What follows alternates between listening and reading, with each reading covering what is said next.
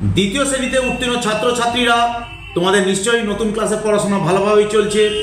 আমি Amit sir kids study motivation চ্যানেলের পক্ষ থেকে তোমাদের স্বাগত জানাই। আমি ইতিমধ্যে সহজ পাঠের দ্বিতীয় যে পাঠ, আজ আদ্যনাথ বাবুর কন্যার বিয়ের যে গল্প, তার সংক্ষেপে প্রশ্ন উত্তর এটা আমি প্রথমেই দিয়ে দিয়েছি। তোমাদের এর পরবর্তী যে প্রশ্নপত্র অর্থাৎ অর্থ লেখো, বিপরীত অর্থ লেখো, বাক্য গঠন করো, শূন্যস্থান পূরণ করো, এটি এখনই আমি পাঠিয়ে দিচ্ছি। তবে তার আগে অভিভাবক আপনাদের কাছ থেকে যে সাড়া পেয়েছি তার জন্য সত্যি আপনাদের ধন্যবাদ জানাই। আপনারা এইভাবে যদি সঙ্গে থাকেন তাহলে আমি আরও সুন্দরভাবে আমি আপনাদের সন্তানদের জন্য, আমাদের ছাত্রছাত্রীদের জন্য আরও ভালোভাবে আমি আমার ভিডিও দিতে পারবো।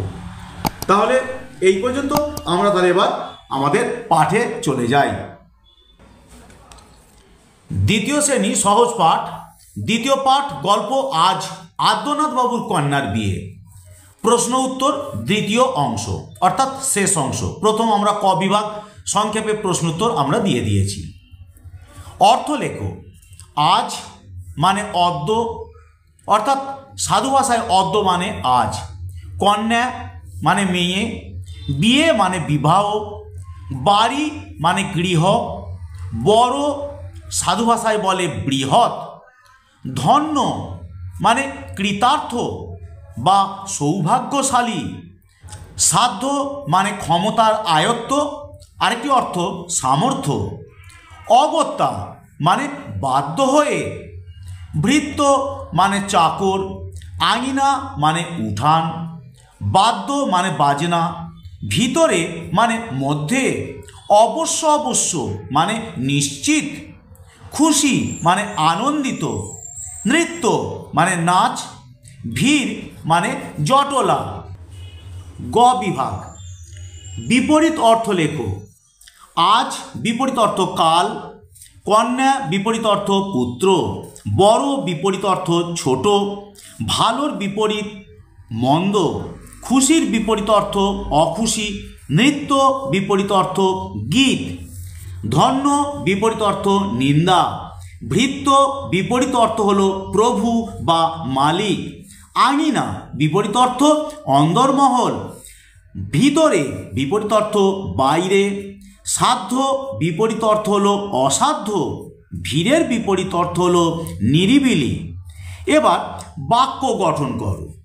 কন্যা, কন্যা দিয়ে কি বাক্য গঠন হবে? অমলদার কন্যা পড়াশোনায় সবসময় ভালো ফল করে। বিয়ে, আগামীকাল আমার মামার বিয়ে। ব্যবসা, আমার কাকু মাছের ব্যবসা করেন। ধন্য, তার গান শুনে সত্যিই আমি ধন্য হলাম। ভৃত্য, আমার মামা বাড়ির ভৃত্যের নাম রামু। আঙিনা, আমাদের বাড়ির আঙিনায় আমরা খেলাধুলা করি। বাদ্য, দূরে মন্দির থেকে বাদ্যের আওয়াজ শোনা যাচ্ছে। সাধ্য, আমার সাধ্য মতো তোমায় সাহায্য করব। অগত্যা, অগত্যা তার কথায় আমি রাজি হয়ে গেলাম।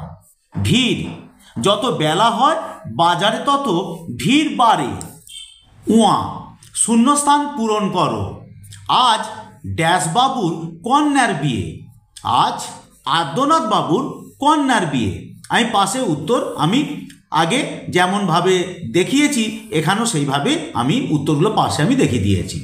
কন্যার নাম ড্যাশ, কন্যার নাম শ্যামা, বরের নাম ড্যাশ, বরের নাম বৈদ্যনাথ, বরের বাড়ি ড্যাশ, বরের বাড়ি অহল্যাপাড়ায়। তিনি আর তার ভাই সৌম্য ড্যাশ ব্যবসা করেন, পাটের ব্যবসা করেন। ড্যাশ বড় ভালো লোক, আদ্যনাথ বড় ভালো লোক।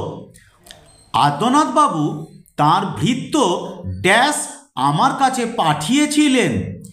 আদ্যনাথ বাবু তাঁর ভৃত্য সত্যকে আমার কাছে পাঠিয়েছিলেন।